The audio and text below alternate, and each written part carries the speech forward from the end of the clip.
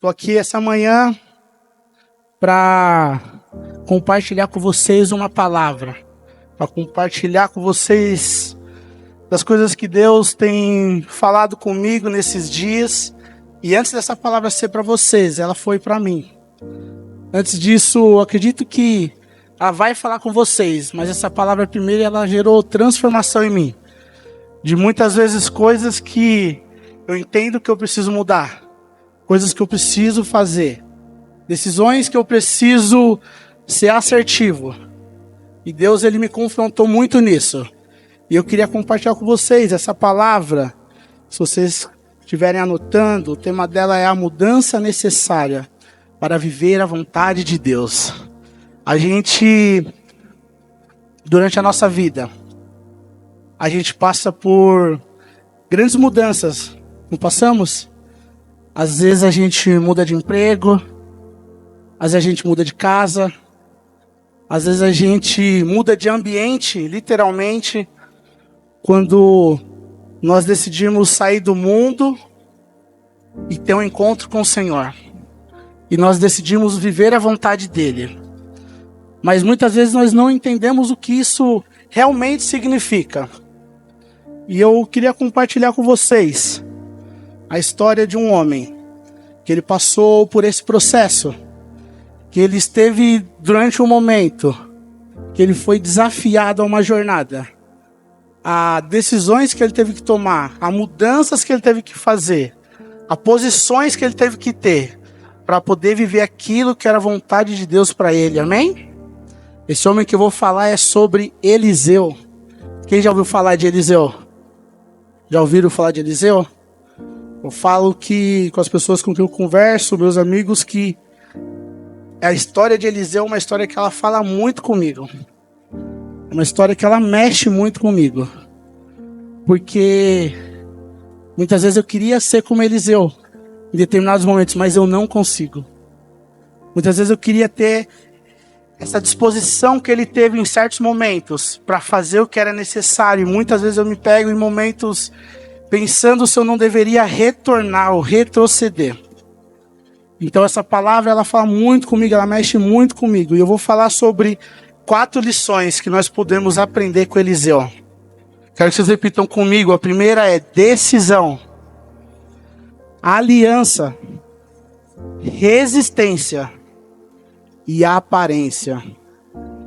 Eu vou falar, o trecho que eu vou falar sobre ele é muito curto. Então se você puder, estude na sua casa a história de Eliseu completa. Eu creio que você pode extrair muitas coisas dessa história. Eu não tenho como passar tudo que poderia ser falado sobre ele, mas eu vou falar apenas esses pontos. E que você tenha essa curiosidade de poder ir além, amém? Então vamos falar sobre decisão. Nós vamos abrir em 1 Reis, no capítulo 19, dos versículos 19 a 21. Se você tiver sua Bíblia, abra, senão a gente lê no telão junto.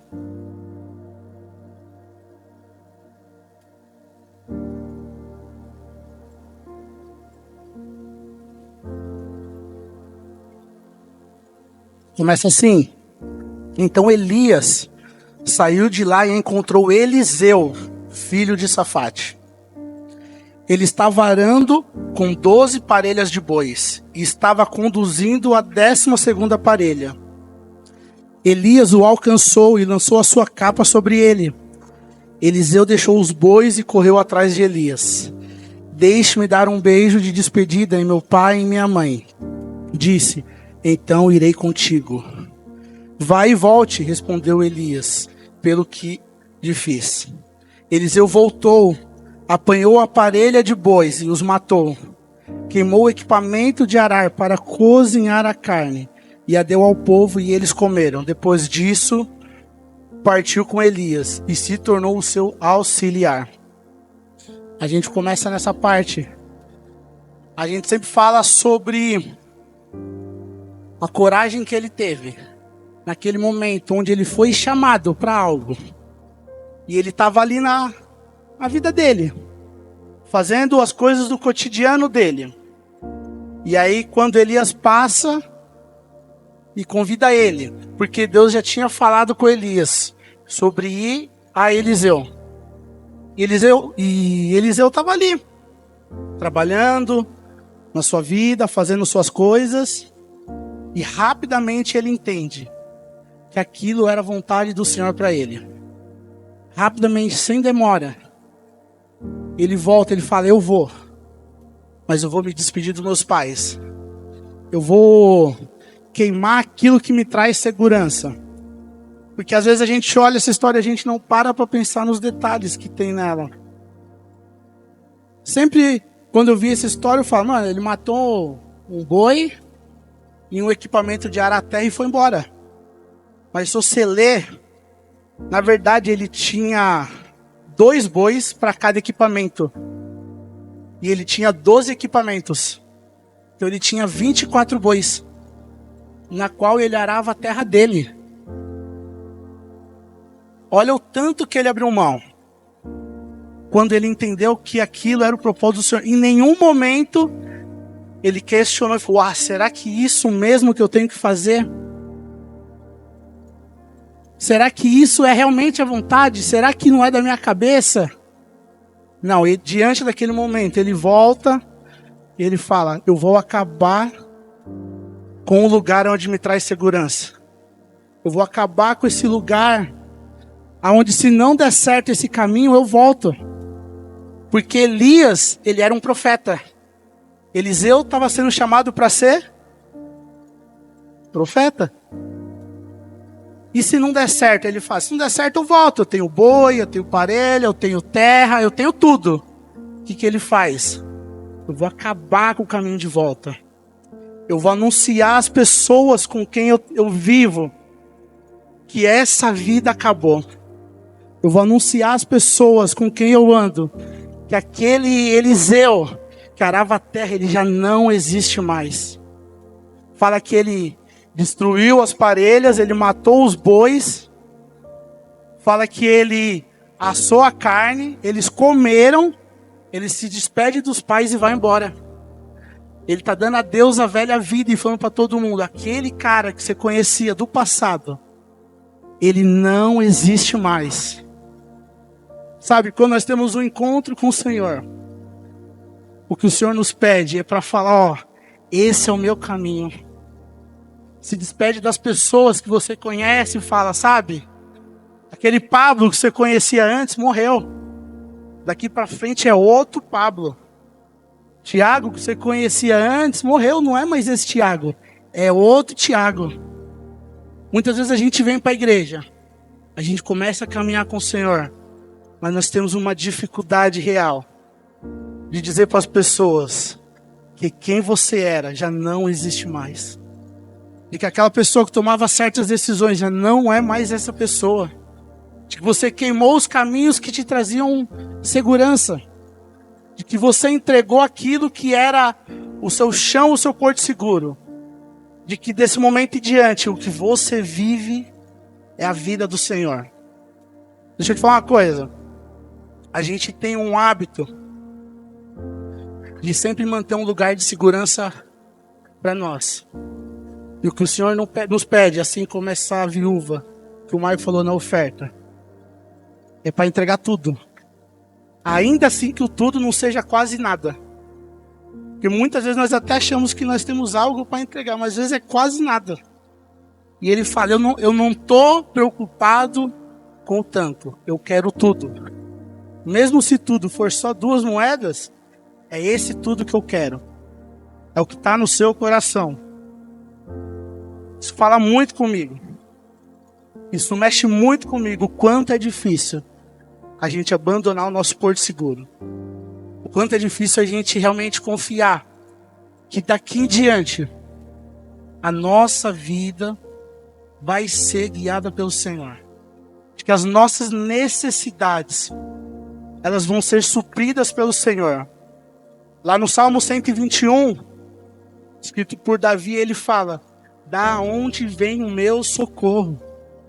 Ele fala: olho para os céus, olho para as montanhas, e o meu socorro vem do Senhor que criou os céus e a terra.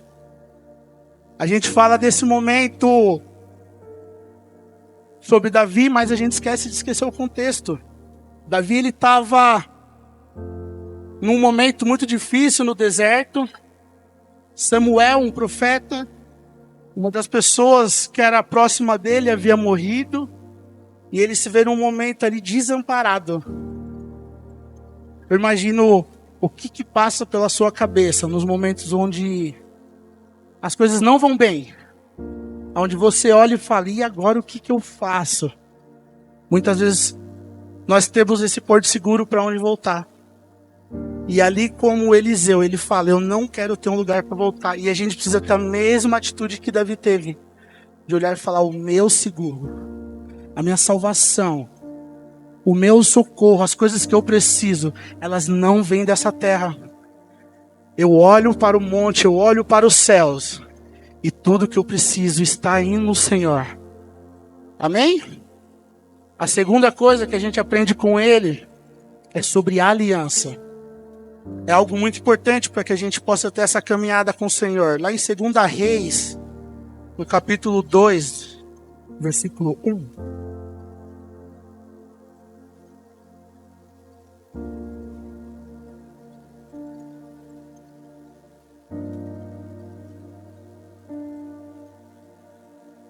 Ele fala assim: quando o Senhor levou Elias aos céus num redemoinho, aconteceu o seguinte: Elias e Eliseu saíram de Gilgal. Então, ali é um momento onde Elias estava caminhando para o final do ministério dele. E Eliseu estava caminhando para o início do ministério dele. A gente precisa entender o que é Gilgal. Se a gente ler lá em Josué, no capítulo 5, dos versículos 8 ao 10, ele fala assim: e depois que a nação inteira foi circuncidada, eles ficaram onde estavam, no acampamento, até se recuperarem. Então o Senhor disse a Josué: hoje removi de vocês a humilhação sofrida no Egito. Por isso, até hoje, o lugar se chama Gilgal.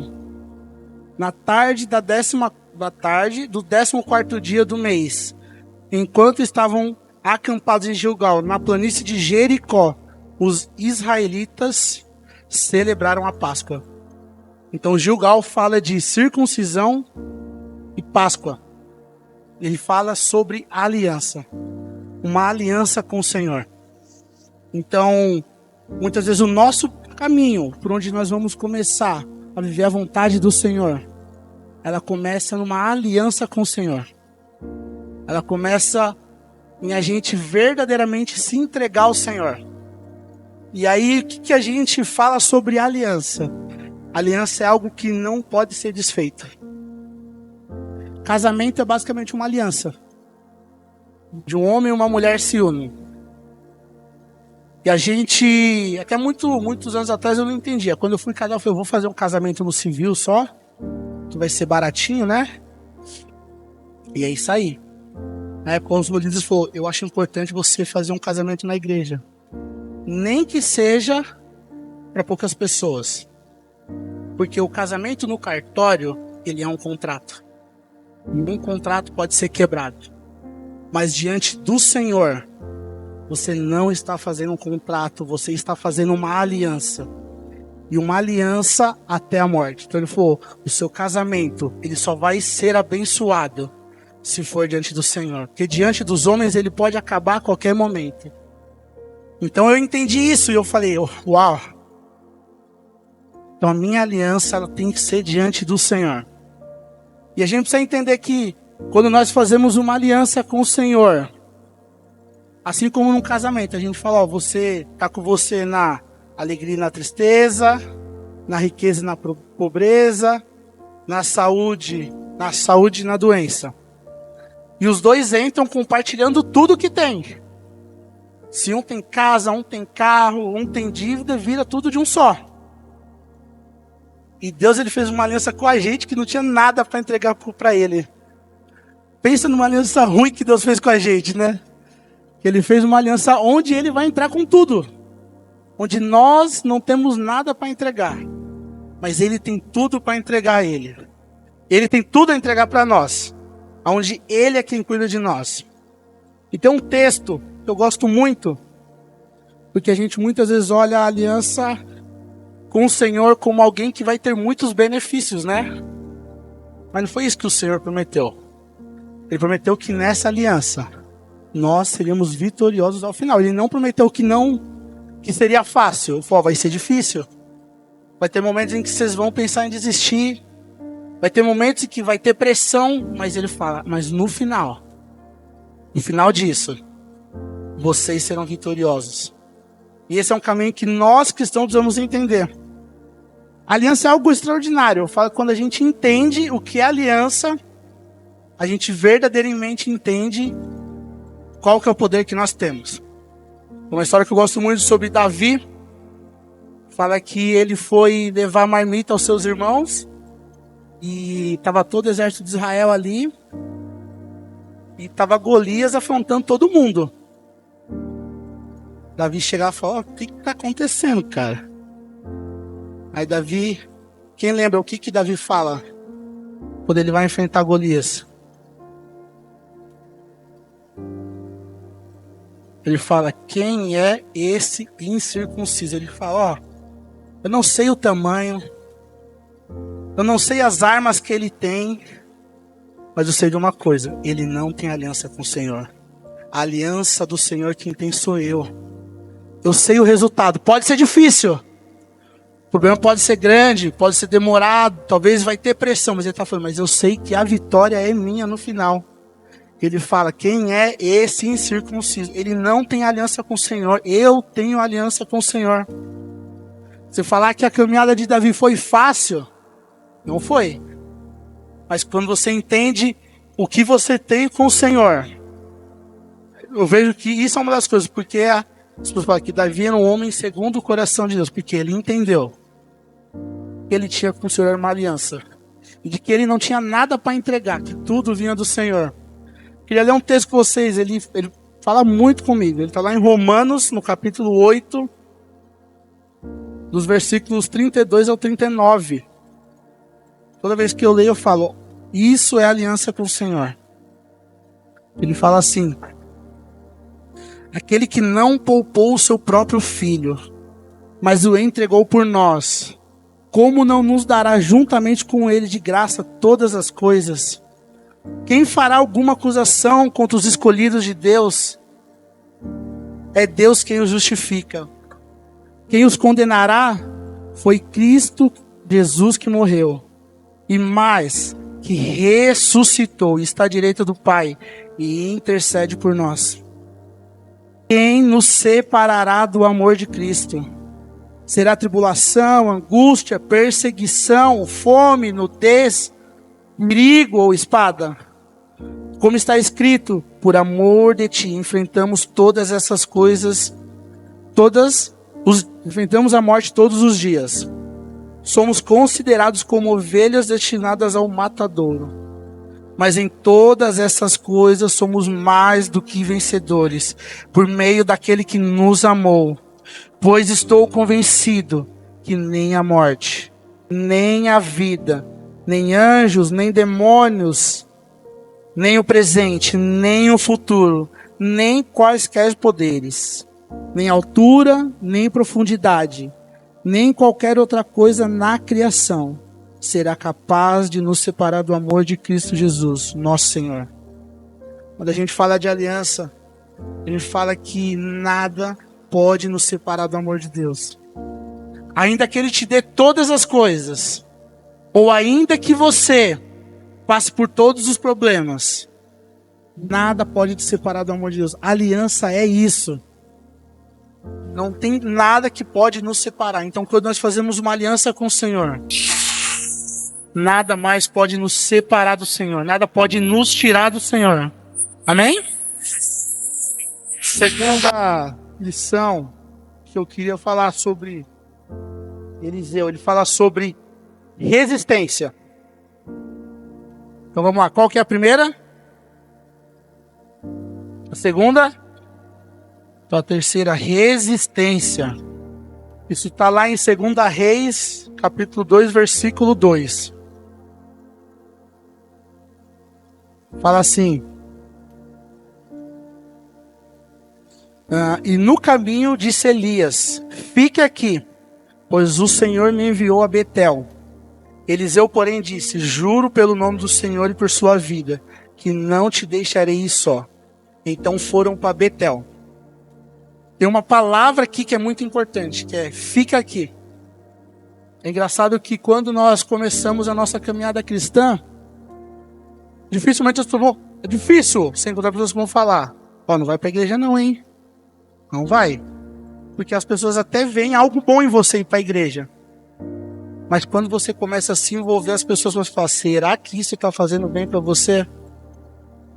Porque ali Elias falou: ó, eu vou para Betel, mas você fica aqui.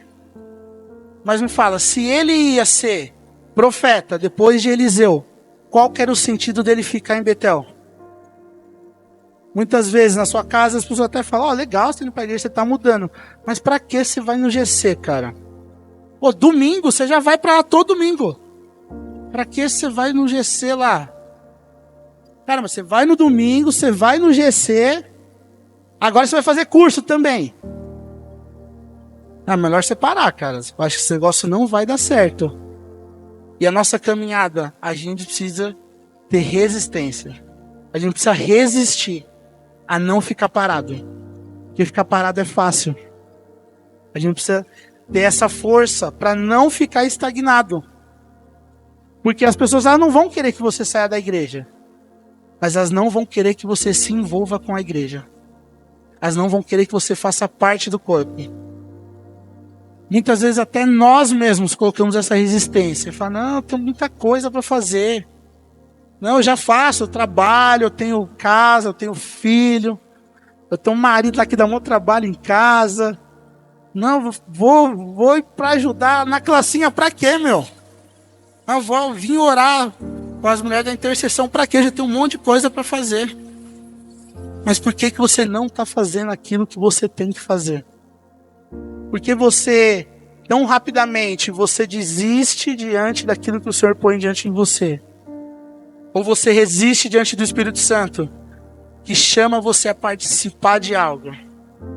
Eu vejo que...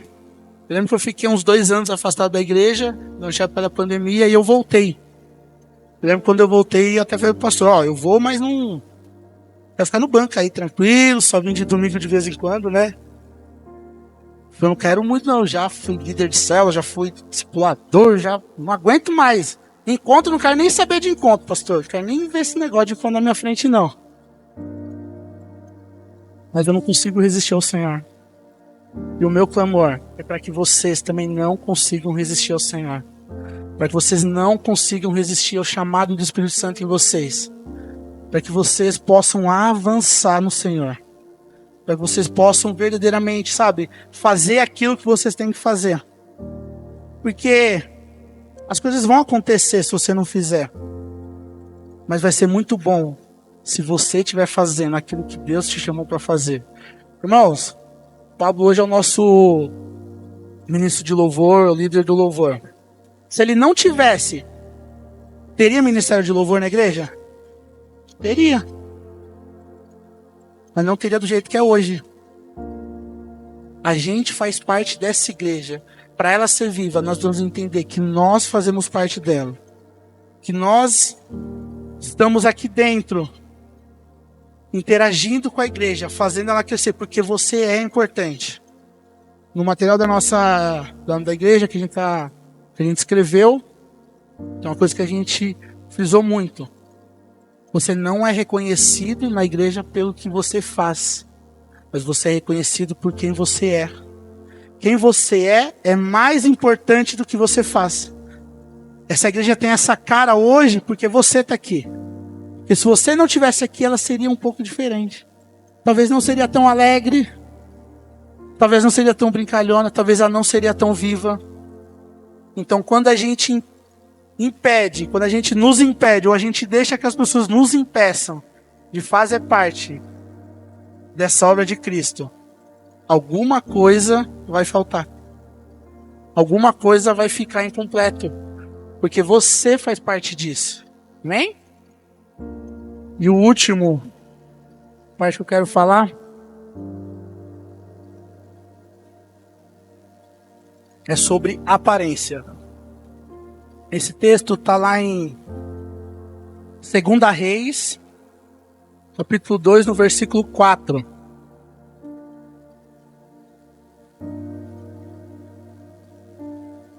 Ele fala assim: então Elias lhe disse, fique aqui. De novo, né? O cara vai ser o sucessor dele, fica mandando ficar nos lugares, no caminho, ele fala, vamos junto. Mas não, fica aqui que eu vou resolver as coisas. Não, vamos junto. Ele fala, fica aqui.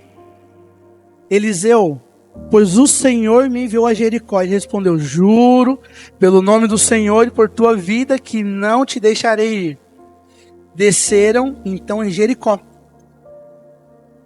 Então, o próximo lugar era Jericó. Se você ler sobre Jericó, fala que Jericó é conhecida como a cidade das palmeiras. Lugar que tem palmeira, uma palmeira na frente, assim, é feio. Se você for num restaurante e tiver umas 4 palmeiras na frente, já é 20% mais caro. É certeza. Porque é bonito. Você olha e fala, nossa, olha, cara, que negócio bonito. Minha mãe, ela gosta muito de planta, de flor. Aí um dia, uns meses atrás, eu levei ela pra... Como chama a cidade das flores? Olambra. Ela ficou encantada com uma palmeira prateada. Ela olhou e falou, nossa, que negócio bonito. Eu falei, não dá pra levar no carro, já tô avisando. Que se deixar, ela é traficante de mudinha. Pega umas mudinhas, planta em qualquer lugar. Distribui mudinha pros outros. Mas aí você vê, fala, cidade da palmeira. Mano, deve ser um lugar bonito. Imagina que lugar legal. Mas tem uma coisa interessante naquela cidade. Na região da Palestina, onde ela está, é o único lugar onde tem minas de enxofre. Alguém sabe qual que é o cheiro de enxofre? Enxofre cheira ovo podre. Então, apesar da cidade ela ser bonita, para quem vê, quando você entra, ela tem cheiro de enxofre, ela tem cheiro de ovo podre.